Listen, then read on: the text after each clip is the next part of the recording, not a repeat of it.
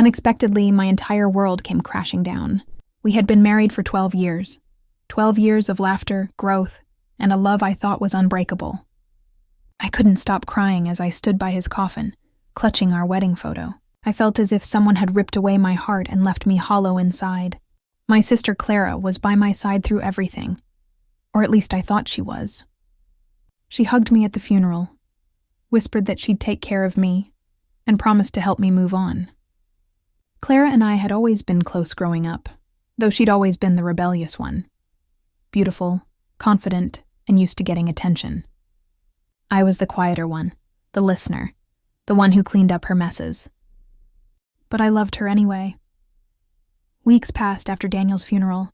I focused on finalizing legal matters, sorting through his things, and trying to understand how to live again. Daniel had been a meticulous man, always planning ahead. His will left everything to me, our home, his savings, and his shares from the company he built from scratch. I never questioned it. Then one day, Clara invited me to her son's first birthday party. I was hesitant. I wasn't in the mood for celebration. But she insisted, saying it would be good for me to be around family again. I agreed, thinking maybe it would help me heal. When I arrived at her home, everyone was cheerful. The air filled with the smell of cake and laughter. I smiled for the first time in weeks, watching the little boy, her son Ethan, crawl toward me. He had big brown eyes, curly hair, and a dimple that reminded me of someone I couldn't quite place. Then Clara stood up, holding her wine glass. "I have an announcement," she said loudly, clinking it with a spoon. The room went silent. She looked straight at me and smiled. "My son, Ethan, is your husband's child." At first I thought I'd misheard her. People gasped. I froze. The world around me blurred.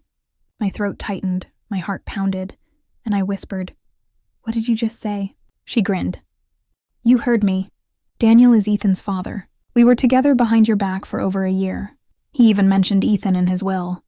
I deserve half of that $800K house." The guests exchanged shocked glances. My head spun. I wanted to scream, but I didn't. Instead, I stared at her, my eyes filled with disbelief. And then, something strange happened. I smiled, because deep inside, I knew something she didn't. Everyone expected me to explode. My friends pulled me aside, asking if I was okay. My mother cried, demanding Clara take back her words, but I stayed calm. I even congratulated Clara and left the party early. People thought grief had broken me, but in reality, I was already planning my next move. That night, I went to Daniel's study, his sanctuary. I turned on his old computer and searched for something that had been haunting me since his death. Before he died, Daniel had been acting strange. He would stay up late, whispering on phone calls, locking drawers that were always open before. I once asked him if something was wrong, and he said, "I'm just making sure you'll be protected no matter what happens." Protected. Those words replayed in my head. After hours of searching, I found an encrypted folder named Legacy. I entered the password he always used for personal things, our wedding date. The folder opened to reveal a letter addressed to me. My hands trembled as I clicked it open. "My dearest Amelia, if you're reading this, it means I'm no longer with you. I know things have been difficult, but I need you to trust me. There are things you might hear about me. Lies, manipulations, attempts to take what's yours. Don't believe any of them. I've left evidence to protect you. Look for the file titled Truth.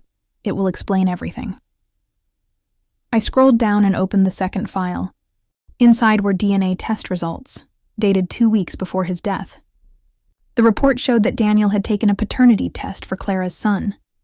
The results clearly stated, no biological relation between Daniel Williams and Ethan Clark. I gasped. So Clara had been lying. But why? For money? Jealousy? I knew what I had to do.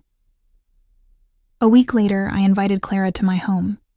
I acted warm, pretending everything was fine. "I've thought a lot about what you said," I told her softly. "If Ethan is Daniel's son, then you deserve something."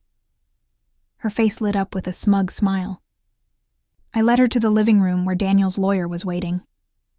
"I've asked Mr. Harris to join us," I said. "He can help settle everything properly." Clara hesitated but sat down.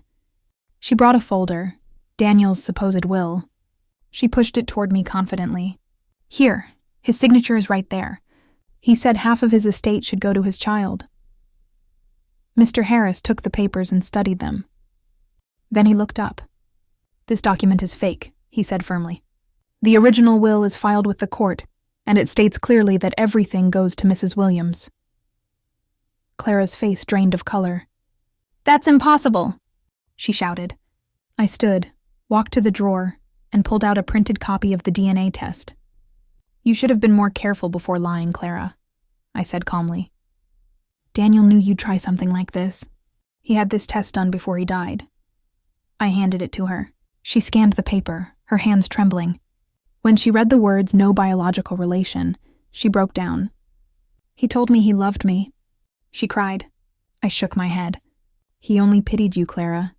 He told me you were struggling and he wanted to help you with your bills. That's all. For a long moment, silence filled the room. Then she stood, tears streaming down her cheeks, and left without a word.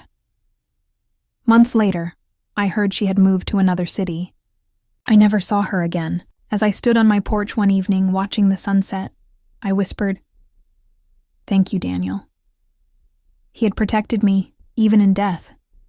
Because the truth always finds its way out, and sometimes it doesn't just set you free. It restores your peace.